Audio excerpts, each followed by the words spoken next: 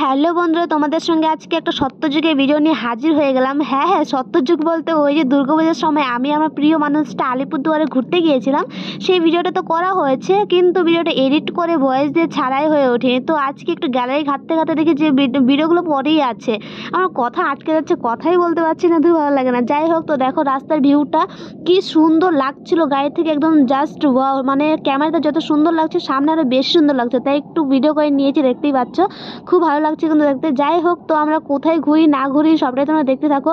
আর আলিপুরদুয়ারের সব থেকে বড় প্যান্ডেল দেখা হচ্ছে আমার এটাই। এটা কি প্যান্ডেল আমি সেটাও জানি না, যদি তোমরা কেউ জেনে থাকে তো কমেন্ট করে দিও, ঠিক আছে? আমি এখন বলতে পারছি না, দেখতেই পাচ্ছ। তো একটু ভালো করে দেখিয়ে নিলাম, তারপর আমরা এখন ভেতরে প্রবেশ করবো। আর ভেতরে কেমন ডেকোরেশন করেছে যারা যাবে তারা অবশ্যই দেখতে পাবে আমার ভিডিওতে। তো আমি বলছিলাম দেখো যে আমি একটু হাঁটি, তুমি আমার ভিডিওটা করে দাও, ওকে বলছিলাম। তো আমার ক্যামেরা ধরেছিল ওর, আমি হাঁটে হেঁটে যাচ্ছিলাম। তো চলো এখন ভিতরে প্রবেশ করা যাক।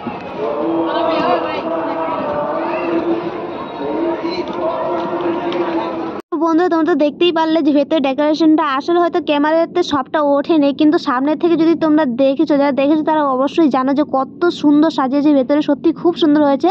আর আমি ওকে বলছিলাম যে আমি ঠাকুরের সামনে দিয়ে একটু হেঁটে যাবো, তুমি আমার একটা ভিডিও করে দাও, কিন্তু ঠাকুমাটা আমার সামনে চলে এসেছে। এই পুজো বাড়িতে বলো, বিয়ে বাড়িতে বলো, যদি কোথাও যায় এরকম একটা ফটো বা ভিডিও কোনোদিনও তোমরা শান্তিতে করতে পারবে না, আমি এটা ভালো করে জানি, ঠিক আছে? তো চলো এখন অন্য একটা প্যান্ডেলে যাই, ওখানে গিয়ে একটু ছোট্ট করে ভিডিও করে নিয়ে, দেখতে পাচ্ছি চলেও এসেছি বলতে বলতে। আসলে ছোট ছোট করে ভিডিও করেছি, আর যে কটা আমি প্যান্ডেল দেখেছি সব কটা ভিডিও করা হয়নি, দুটো নাকি তিনটে ভিডিও করেছি শুধু। তো চলো এখন ভেতরে প্রবেশ করা যাক আর ঠাকুরকে প্রণাম করা যাক।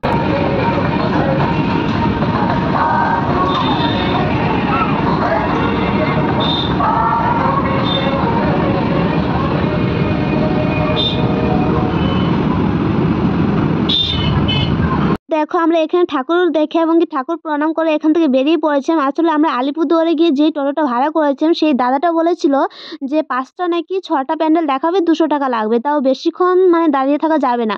তো আমরা গিয়েছি, গিয়ে কয়েকটা ফটো তুলেছি, ভিডিও করেছি, ঠাকুর প্রণাম করেছি, আর একটু ঘুরে ঘুরে দেখেছি, জাস্ট এতটুকু, বেশিক্ষণ থাকিনি। তারপর দেখো আরেকটা প্যান্ডেলে চলে এসেছি, আর এখানে প্যান্ডেলটা খুব সুন্দর হয়েছিল, খুব ভালো লেগেছে, দেখতে পাচ্ছ। মানে পুরো প্যান্ডেলটা যদি বলো মানে হাড়ি দিয়ে সাজানো হয়েছে, দেখতেই পাচ্ছ। তো চলো ভেতরে গিয়ে দেখি।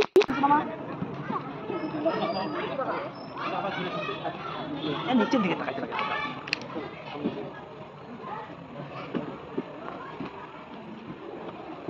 তো এখানে ঠাকুর দেখে তারপর আমি একটা ছোট্ট করে ভিডিও করে নিয়েছিলাম ওর সঙ্গে। তারপর দেখো আমরা ওখান থেকেও বেরিয়ে পড়েছিলাম, আর এটা হলো আমাদের শামুকতলায়। আর ও নিজেই বলেছিল যে তুমি হেঁটে হেঁটে যাও, আমি তোমাকে ভিডিও করে দিচ্ছি, খুব ভালো লেগেছে। কিন্তু দেখো আমি যে হেঁটে হেঁটে যাবো, আমার ওড়নাটা আমি সামলাতেই পারছি না, মানে পুরো রাস্তা আমার এরকমই হয়েছে। আমি চুড়িদার পরেছি, মানে 3 পিস পরেছি, কিন্তু ওড়নায় আমি সামলাতে পারছি না, ওড়নাটা বারবার পড়ে যাচ্ছে, কীভাবে নেবো সেটাই বুঝতে পারছি না আমি। যাই হোক, তো দেখো চাদরের মতো একদম মুড়িয়ে নিয়ে নিয়েছি, কেমন লাগছে না লাগছে সেটা আমি ভাবিও নি। যাই হোক, তো আজকের ভিডিওটা এতটুকু ছিল, যদি ভালো লাগে তো লাইক কমেন্ট শেয়ার করতে একদম ভুলো না। আর আমার চ্যানেলে নতুন আছে তারা সাবস্ক্রাইব করে দিও, আর যারা ফেসবুক থেকে দেখবে তারা ফলো করতে একদম ভুলো না। So thanks for watching.